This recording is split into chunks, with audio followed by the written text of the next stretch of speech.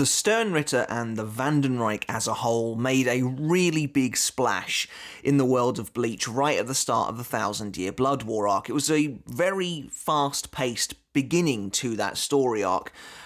Somewhat unusual for Bleach, but I think it helped really get people amped up for what was coming. And a big part of that was the presence of these new Quincy enemies. They came and stampeded the Soul Society, you know, almost immediately. I think the invasion of Soul Society begins, you know, not even 20 chapters into the arc. And while the Wandenreich was making this huge impact, making their presence really known, there was one character in particular, in my opinion at least, who really stood out and stood above the rest in helping make the Wandenreich make a name for itself, and that was Sternritter J, the jail and the captain of the hunting army, Quilge Opie.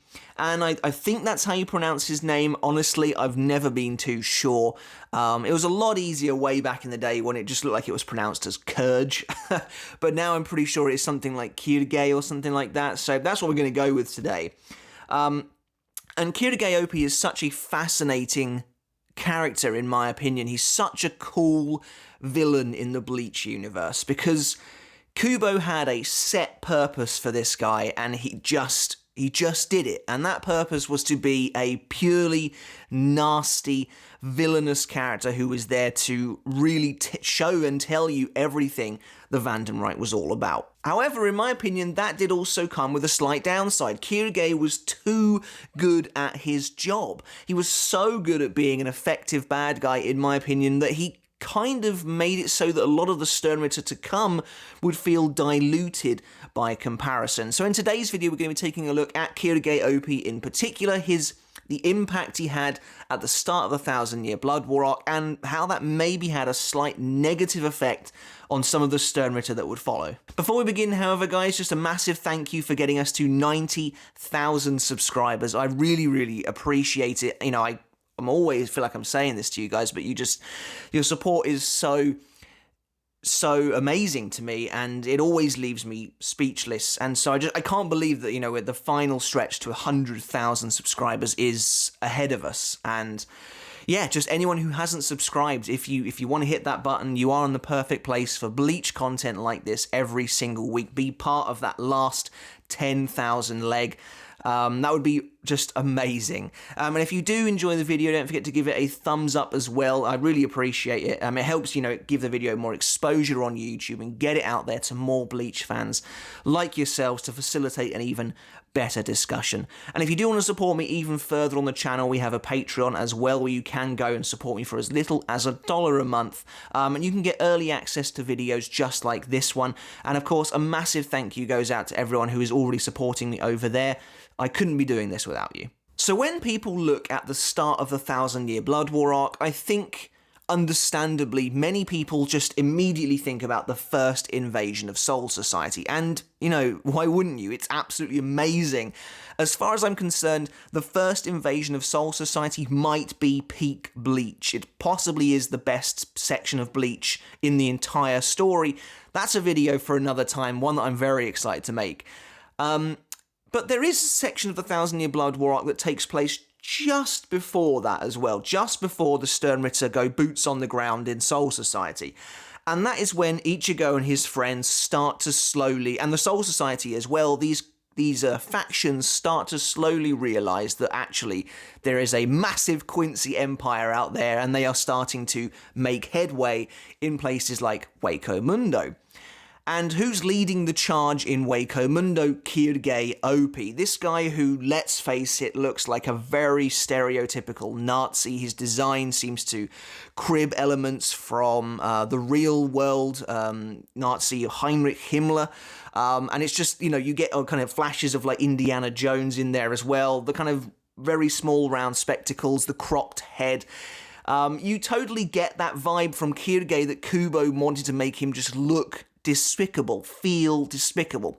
And this was back when the kind of allegory to World War II was really at its apex in the 1,000-Year Blood War. It kind of sounds weird to say because we're right at the start of the arc, but this is when Kubo was really making those kind of connections. And Quilge leading this authoritarian, oppressive army into Hueco Mundo, taking Arrancar hostage.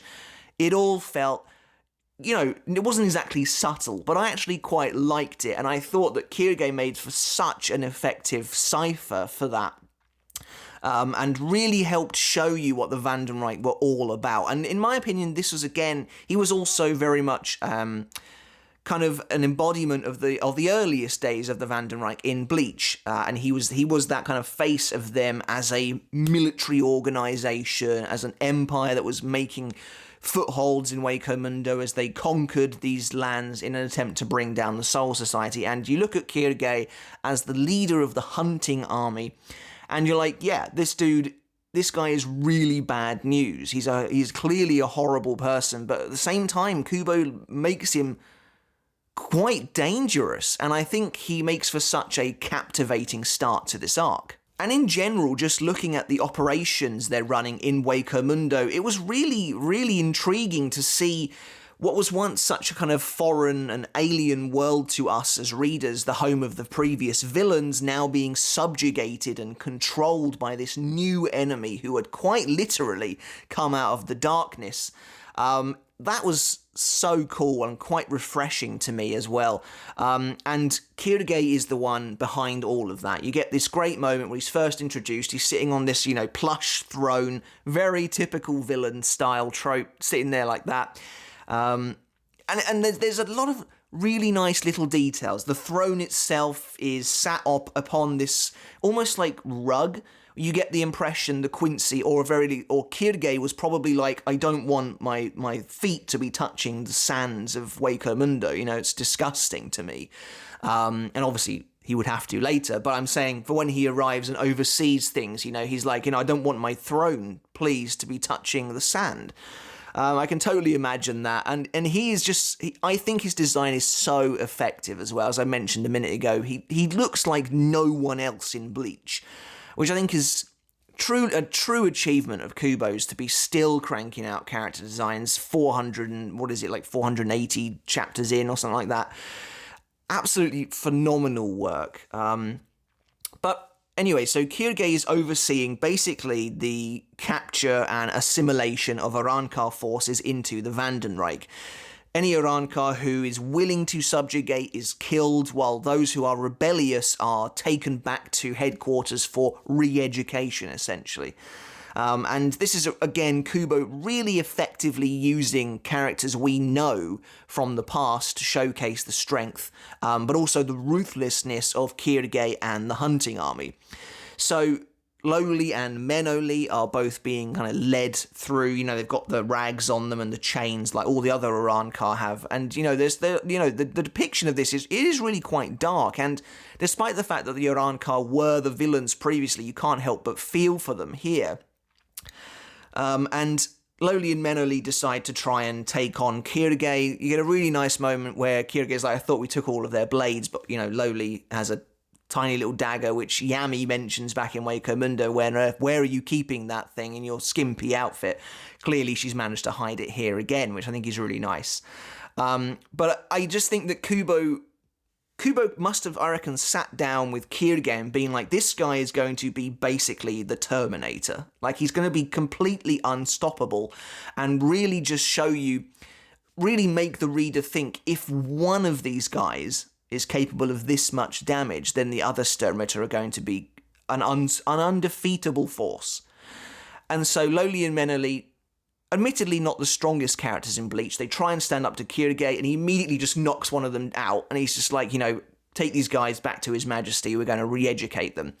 And it's just so cool, because when he knocks her out, he also sort of swings his sword, and as we learn later on, that him swinging his sword is what throws arrows out, but two of his arrows embed themselves in Menoli's shoulder at the exact same time.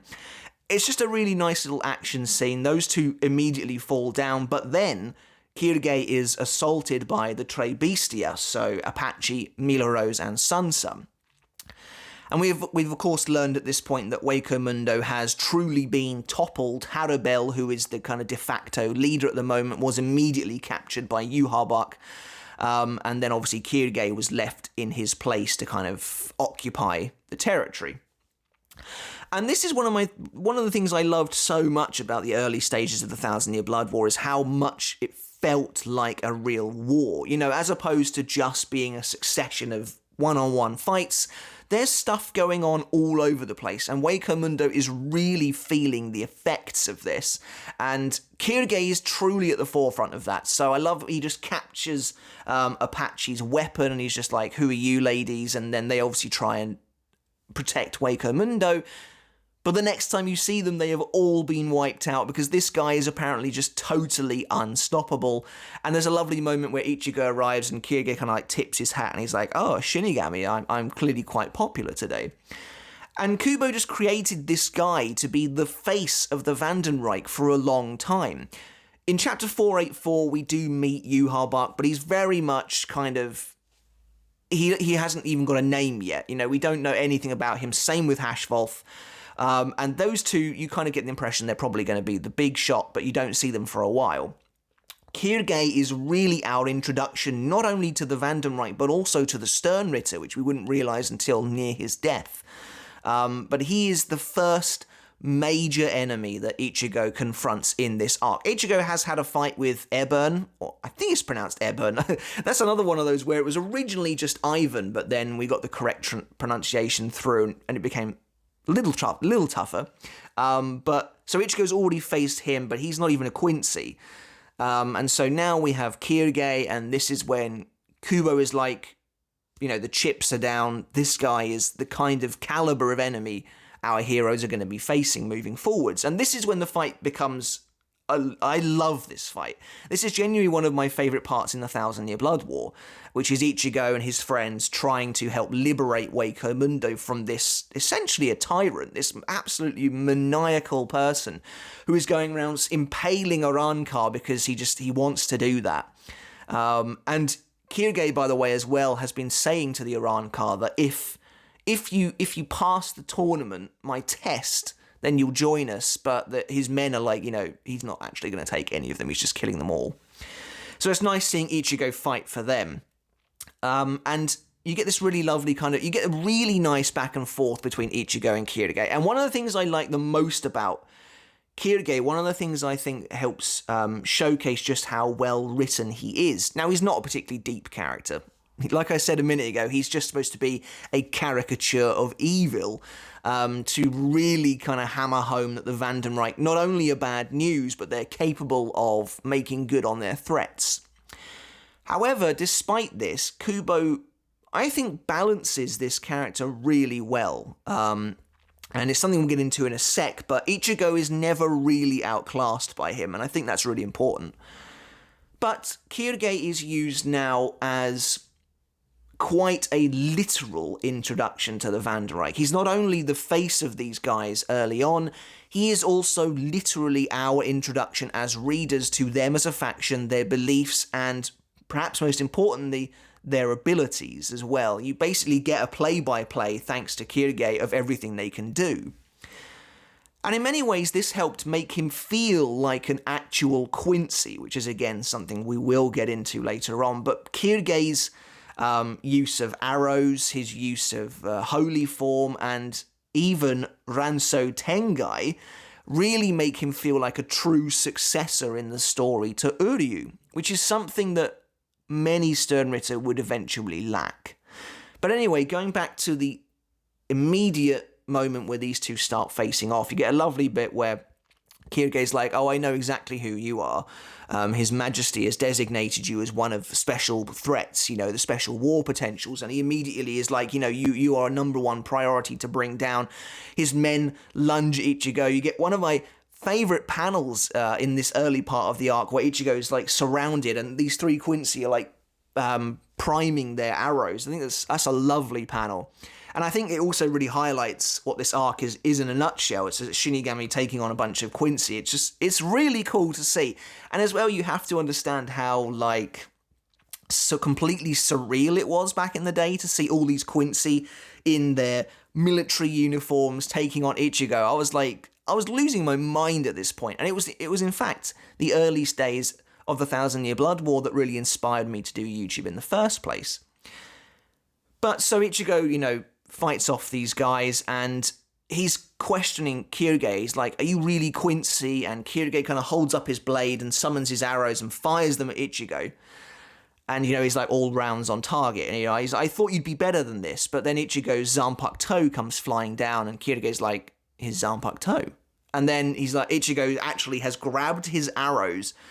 And Kyuge's like, what? And Ichigo just throws them back at him. And this is what I mean by Kyuge feeling very balanced. This guy takes out a ton of characters. And as the fight progresses in stages, it feels pretty natural. But also Kyuge just won't die. That's something we'll see as we go along, but he just will not die. And it kind of gave us the impression that maybe all the Sternritter would be like this. But as I mentioned, Ichigo is never outclassed by this guy. That's really important, because obviously at this point in the story, Ichigo should not be being defeated by, not a random enemy, but a kind of mid-tier Sternritter. And I really like that Kubo kept on top of that here. But Ichigo launches Kyuge's arrows right back at him, and he then lands on the floor, throws Nell at Orihime, and sends a Getsuga Tencho towards Kyuge, as well as he tries to summon a few more arrows. And again, you get a nice moment where kind of Kyuge comes out of the dust, and he's like, to have my arrows caught and then launched back at me, I'm reeling from my own lack of skill here. And you get a nice moment where they kind of talk about Ishida and stuff like that. But Kyuge is then apparently given the order by Yhwach to take out Ichigo then and there. And this is the very first time we get to see a Wandenreich, a Sternritter, use their holy form, the Vollständig. And again, this is awesome, because this is the first time we get to see it. Kyuge is once again showing us the first time he uses this power. And it's given quite a lot of gravitas, because it is such a big deal. The first time we're seeing a Quincy holy form since Uryu's Let Steel back in the Soul Society arc. And I think many of us kind of predicted that the Wandenreich would use a version of Let Steel that didn't get rid of their powers, that looked more complete than Uryu's did, and lo and behold, that is essentially what we get. The light parts, and Kyuge has 2 enormous angelic wings, and I think he looks pretty cool. He doesn't have the craziest transformation ever, but he does look quite good. I like his kind of almost like a rapier blade now attached to his arm. His eyes have turned into jail bars, which is just like really gross when you think about it. But overall, importantly, he does look like a holy executioner of God. His wings are very impressive comparatively with basically every other Vollständig we get later on.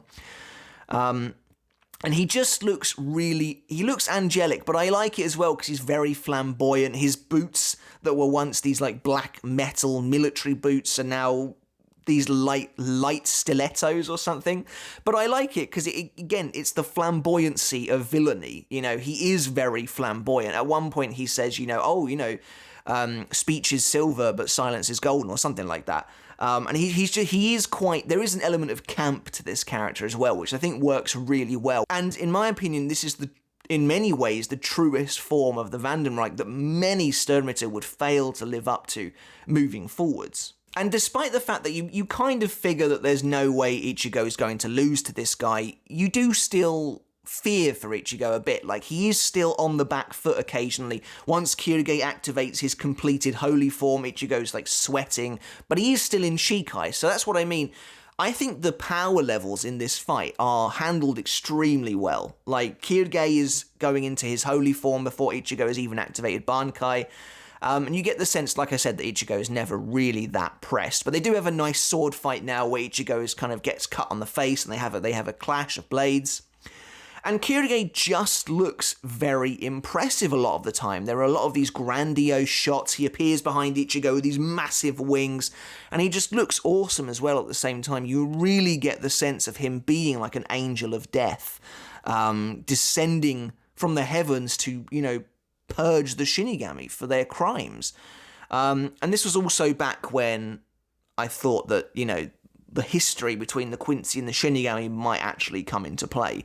And that Kyuge was this kind of holy ambassador of God who hated the Shinigami for what they had done. And he kind of is that. He kind of is that because he does mention, you abhorrent Shinigami, You mentioned my form was creepy and eerie. Well, that's the exact perfect reaction, because that's exactly what you should think when Shinigami, unholy Shinigami like you, lay eyes upon an envoy of God. And I really liked all of that. I thought that was really well handled here. And Quilge, like I said, he's very authoritarian, he's an oppressor at the end of the day. He even says at one point back earlier on to the Tre Bestia, I like your spirit, so what I'm going to offer you is that you should subjugate. You should just give up and join us, and then you can spend your days serving His Majesty in the presence of your dear beloved Harabel. What could be better than that for you? Living out your life in servitude. And obviously the rebellious and animalistic Arrancar say no. And that leads to him basically just trying to kill them. So I do think Quilge is just handled so well, basically from start to finish. And this fight with him and Ichigo, again, is great. You have the big angelic Quincy and Ichigo fighting, clashing blades in the deserts of Hueco Mundo. And basically, you get a couple of nice moments. Ichigo tries to hit Quilge with a massive Getsuga Tensho. And again, that's what I mean. Ichigo is also a badass in this fight. They lock blades, and Ichigo says, I'm not worried about you. I was worried about Uryu taking a similarly ridiculous looking form. There's a massive Getsuga Tensho straight at Quilge. However, Quilge is basically unharmed. I always found this to be a little bit strange, this bit, because I never quite got what was going on. So Ichigo says, your blade is weakening, Getsuga Tensho, and hits him with a massive blast at basically point blank range. The next time, when the smoke clears, however, Ichigo's sword is against Quilge's neck. Quilge has obviously been hit by something because his clothes are torn here, but he hasn't taken any damage. My assumption is he's using Blut Vein to block the attack, but he says you should really aim where you swing. So he's implying that he just completely missed him, but I don't know. I always found that bit to be a bit weird. But then Quilge starts to draw Reishi from the environment into his blade as he reveals that his Vollständig's name is Biskiel, I think. Again, the first Quincy to actually name their Vollständig in the manga, something that many Quincy would not do moving forwards. But again, Quilge feels so much like a Quincy here, and I think that's the crux of this video. He feels like what I expected a Quincy to be in this series. He kind of looks a bit like Uryu with the angelic wings, and again, that slight campiness to him, the pompous facade. It's very, very what I expected a Quincy to be, and that's only exacerbated when he starts stripping the land of its reishi and pulling it into his sword. And I was like, yes, that is what the Let Steel did. That is what Uryu did. Total domination over reishi, something that Shinigami can't do. And Hueco Mundo is a spiritually rich place. It's dense with reishi. The whole place can bend to Quilge's will, and that helps make him a bit scarier. And he's ripping the land of its reishi, drawing it all towards him, and you see it creating this massive blast, and it's really cool to see. But again, this is something that basically the Sternritter would never do again. Never do again. And it's so weird because I don't know if maybe Kubo thought that after we'd seen Quilge do everything, we wouldn't want to see it again. But that's weird to me because this is exactly what I thought a Quincy would be like. Anyway, as Quilge is summoning his massive attack, something destroys it from behind, and he turns around and gets punched in the face by Aion. So Aion, the chimera horror that is summoned by the left arms of the Tre Bestia, has been summoned. They've all cut their arms off, and they were like, you thought you'd taken us out? Well, now here's Aion to level the playing field. And again, this is another really smart decision on Kubo's behalf. Really smart. To show you just how far ahead the Sternritter actually are. Aion was one of the most terrifying things we actually saw in the Arrancar arc. The Arrancar, for the most part, were not the most threatening bad guys ever, but Aion, this kind of strange alien creature with cavernous black when they're not even his eyes. That's the thing. He's like an eldritch Lovecraftian abomination with eyes that like twist into existence. He's like just terrifying, basically, and he takes out about 4 vice captains with no problem whatsoever. And he has to eventually be brought down by none other than Yamamoto. So when they summon Aion against Quilge Opie, you're kind of thinking, this guy's in for one hell of a beatdown. And Kubo plays with our expectations a little bit. Aion smacks Quilge around, like absolutely sends him flying. Quilge's eyes are like white as blood coming out of his face as Aion is just knocking him senseless. Even Chad is like, this is way too far. Aion grabs Quilge, slams him into the ground over and over and over again. And you get this lovely panel where the bottom half of him is just hanging out of the floor at this crooked angle. Really nice stuff, great imagery. And his wings are like twisted and bent, and you're like, dude's dead. He's dead.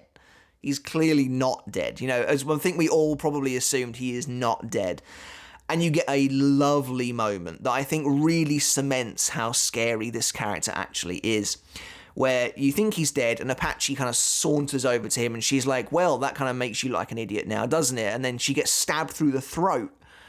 And Quilge kind of like rises out of the sand, and you can totally see this whole fight in the anime, and he's like, oh, you know, the data didn't mention something of this power, as he breaks his neck back into place, and you see like the veins on his neck and everything. He's like, I'm gonna have to advise His Majesty, crack, that the blute be strengthened, and it's like, I'm sorry?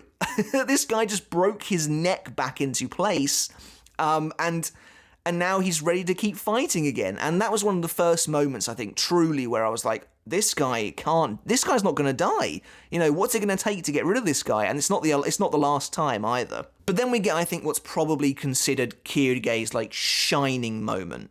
He says, you know, before I inform His Majesty, however, I must quickly expedite your demise. And as he does this, his crown starts, his halo starts to almost like pulsate.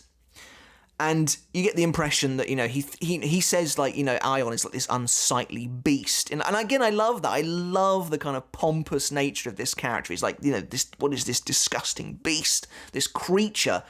And he says now, he's like, the first one of you to die will be that unsightly creature. Well, actually, I should say, he'll be the first of you to live.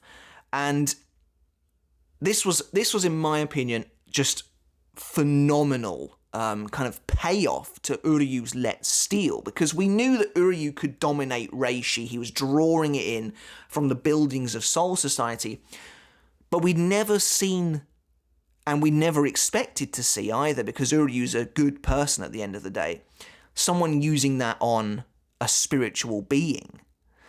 And Aion runs at Quilge and he tries to attack him, and Mila Rose realizes at the last second that something's wrong, and she's like, wait, Aion, stop. And as he goes, Quilge's halo like activates, and he just strips Aion of his flesh, his skin. It all comes straight off his face. You see Aion's skull. You know, I'm not kidding. I turned the page to that and I was like, oh my God. I was like, this is amazing. Like, not only has he survived Aion, but he is now stripping him to the bone just using his abilities. And I'm not kidding when I say that, like, every page of this chapter was just completely mind-blowing. Every page I was like, oh my God. And then it just kept getting worse for our heroes when Quilge was quite literally turning into the monster that he actually is. And so Aion is just stripped to the bone. His legs like fall to the ground. You can see his spine. You can really, again, imagine this in the anime, watching his what's left of his skull like shake and quiver as it just disappears on the floor. And Quilge's like, well, you know, I'm not particularly happy about this because you've made me taint my holy wings with wickedness, with evil. And you see him, and he's monstrous now. He has like Aion attached to his body, and like his eyes are sunken into his head. His mouth is replaced by massive ion teeth. One of his arms is now colossal, like ions. His wings have Ion's eyes on them. Kubo's going absolutely crazy with the body horror here and just showing us how terrifying this guy actually is. He has a big snake tail now, and it's like, wow, that's crazy. And the ability is called Sclaveray, and apparently it is total domination over Reishi. And I remember expecting Quincy to be using this power. I was like, who else are we going to see in the future get basically stuck to a Sternritter? We never see it again. And I don't believe it's ever been confirmed, but at least in my head canon, Sclaveray is a Quilge exclusive ability. Like, I think it makes sense at the end of the day. He is the jailer Quincy, you know, so it makes sense that he would be very domineering. He would take things as his own. And so to have an ability that evolves on total domination of Reishi be exclusive to the jailer Quincy, I think makes an awful lot of sense. Don't forget, of course, Quilge is positioned as the leader of this kind of invading force in Hueco Mundo, taking everything that they see fit. And it's just so cool seeing so many people come together to try and bring down this seemingly unstoppable guy. You know, Ichigo and his friends were fighting him to begin with. Quilge transformed into an angel. He was then about to attack Ichigo as something really powerful. Aion arrives. The Hollows and Shinigami are working together. It's exactly what I wanted from the final arc so far. So far, this is exactly what I was hoping for. There's a lovely moment where Apache says to Ichigo, "You guys aren't our enemies anymore. Get out of here while you still can, or Aeon's going to go crazy." And I love that. I loved seeing the cooperation to bring down a dangerous foe.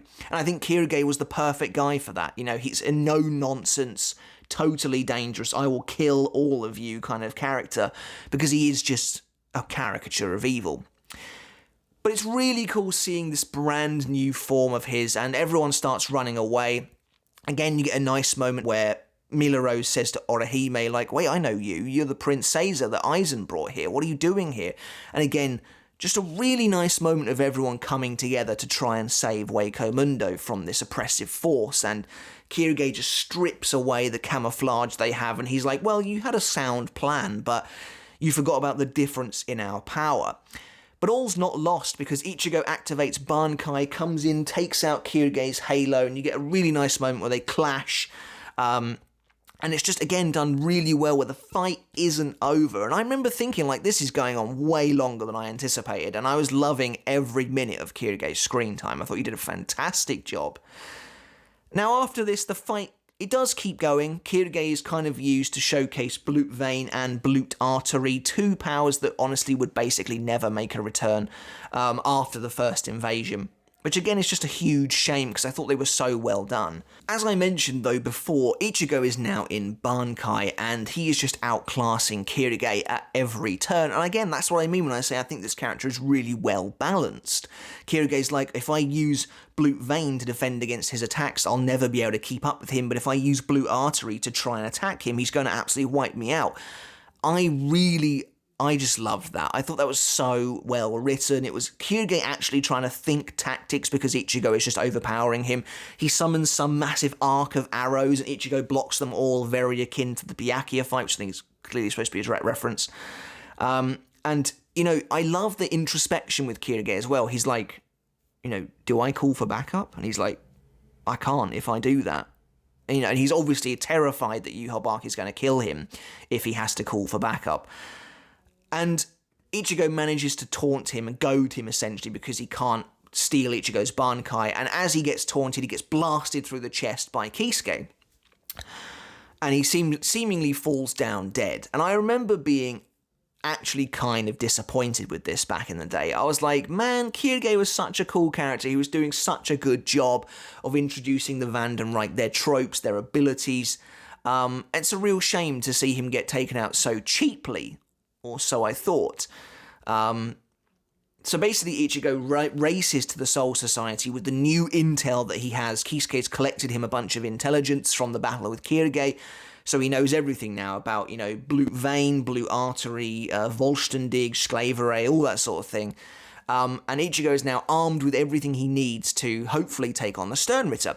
Except he doesn't even make it to Soul Society because Quilge gets back up again and seals the gate shut. And this is again one of my absolute favourite moments with this character, where Kisuke's been blasted in the back and he's like, I was careless, how could I forget Ranso Tengai? And Quilge's half-dead corpse, essentially, is up like a puppet. He's managed to lift himself up again using reishi strings, essentially.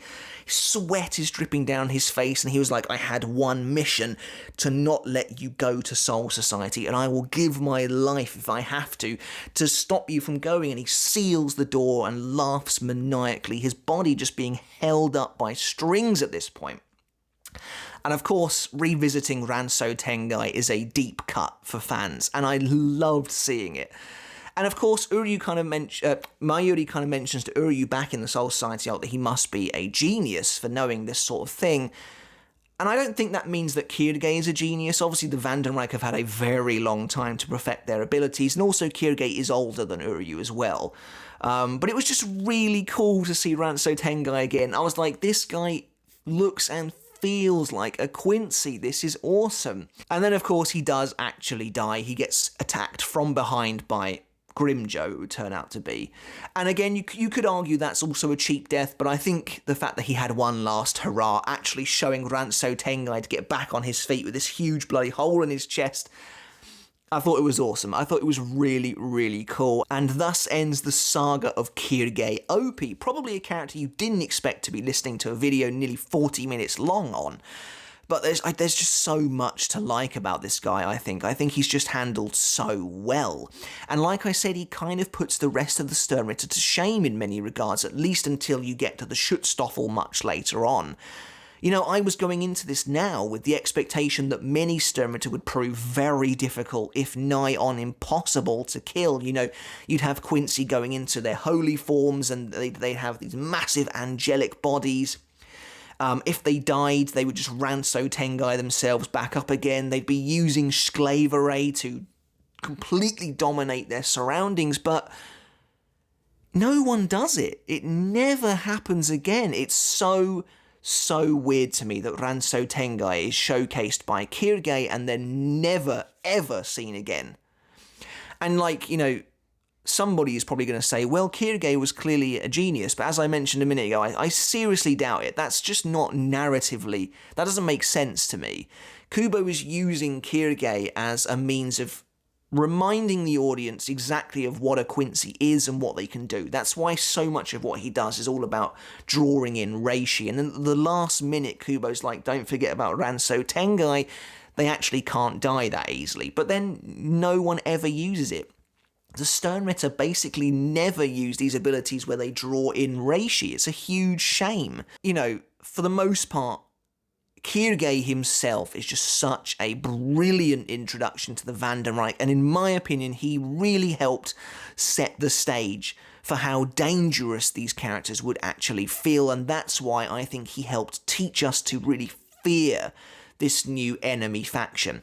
And I think any loss of that fear later on has nothing to do with him. That is to do with Sternritter, who were just either jokes or wiped out immediately and just didn't have anywhere near that same presence as Quilge himself, who effectively dominated the series for an entire volume, much in the same way as someone like Gremmy does, but in my opinion, this is way more effective because Quilge is actually having an effect on multiple factions, on multiple characters. He's also pushing the plot forward as opposed to just existing in a vacuum. He is literally the face of the Wandenreich as part of their Waco Mundo assault.